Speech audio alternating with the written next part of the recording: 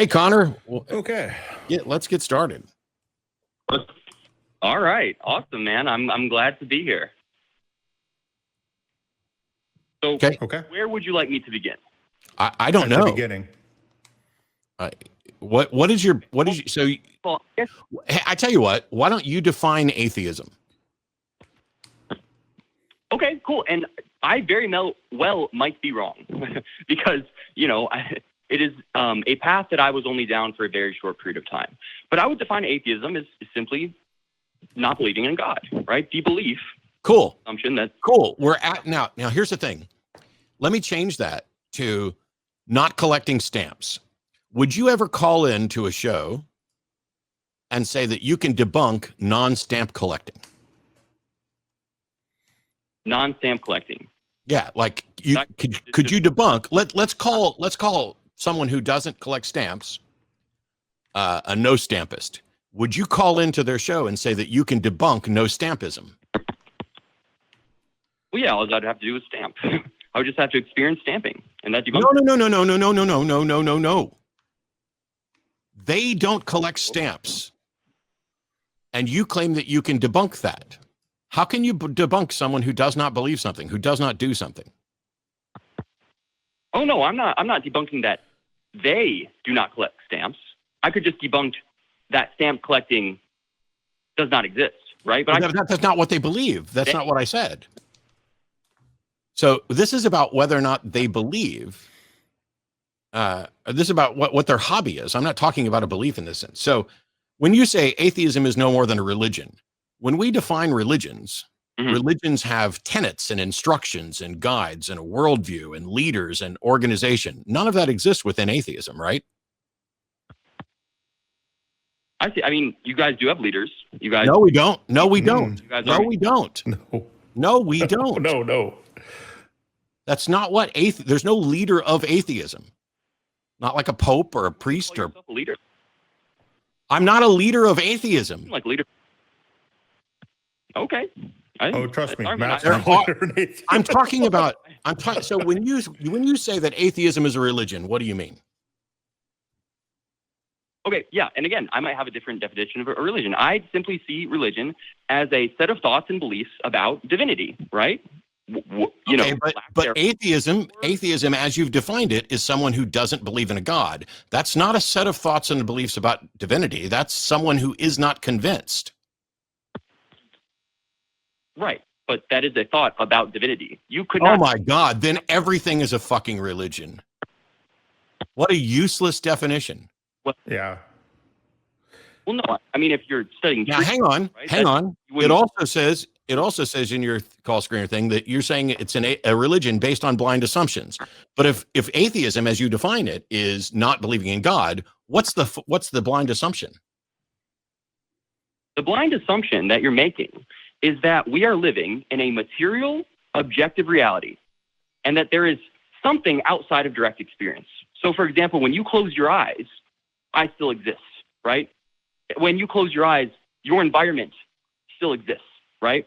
That assumption, that I am experiencing a reality isn't a part of atheism. That is, everybody makes that assumption. Well, no. It's not the assumption that you're experiencing reality. You're experiencing reality, that's the truth. You're making the assumption that we're living in an objective physical world, right? That's made of matter at its base. Okay? I have evidence. I have evidence that we exist in a material world. Now, I have evidence that we do not. Well, then stop saying it's an assumption, because so what is the blind assumption that atheism is based on? Hang on. Let's try this one more. Let's try this one more time. You say a God exists. I say I'm not convinced. We have defined atheism as someone who is not convinced that God exists. There's no blind assumption required to not be convinced. You start off not convinced, right? No, that is the falsehood.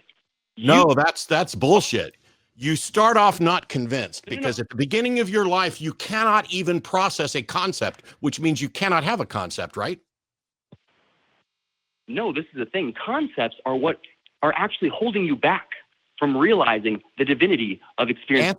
Answer the question. Don't go off on it. Can a baby that's just been born conceive of a God? Yes. The problem, No, they can't. We know this from how brains work, that is not possible. Okay, then give me your definition of God.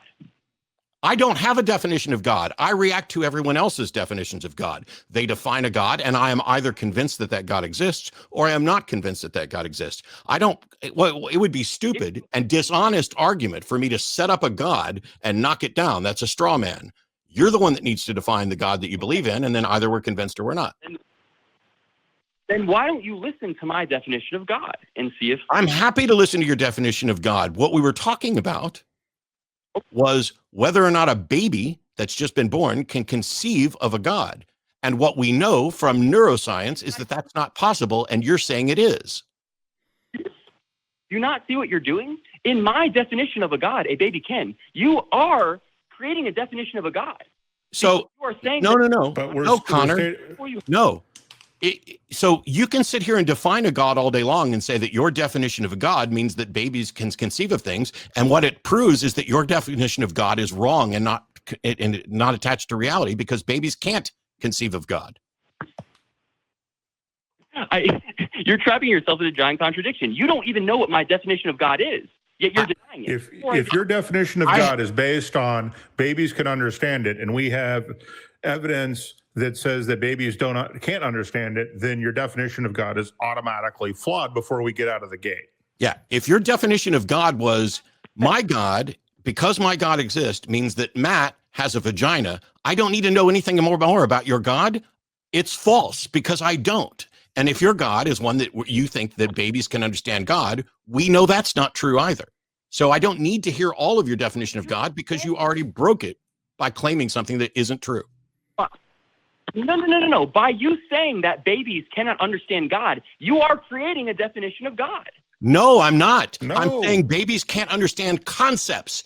Zero concepts, no concepts. They don't understand God. They don't understand you. They don't understand arguments. They don't understand genitalia. They don't understand what food is. They cannot conceive. That's not the way brains work.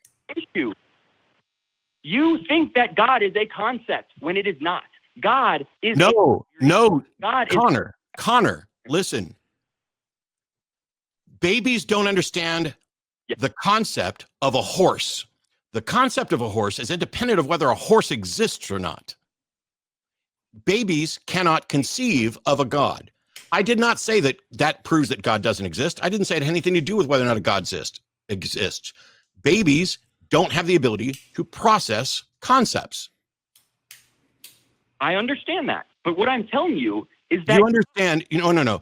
You just said that babies. You understand that babies can't understand concepts, and a minute ago you said they could. No, I did not. I said they could understand God. God is not a concept. Okay, we're done, Connor. Because all understanding is conceptual. If they can't understand the concept of God, then there is no comprehension of the actual God. Just like if I can't understand the concept of a horse, I don't understand a horse. All right. And peekaboo works because babies don't have object permanence. So if they can't see it, they can't touch it, they can't sense it, it doesn't exist, then your God definitely doesn't exist to a baby. I did not. Okay. You want to start over, Connor? You want to try again? That'd be great. I'd love to.